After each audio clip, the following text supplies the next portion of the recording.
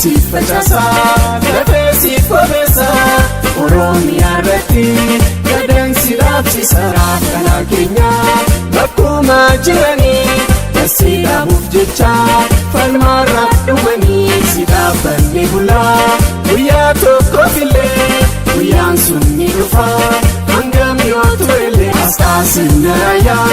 abdii walabummaa dhiigaan garsi dhaabnaa yafaajii tokkummaa balali'uuf keessaa atis tarree galtee mallattoo mootummaa.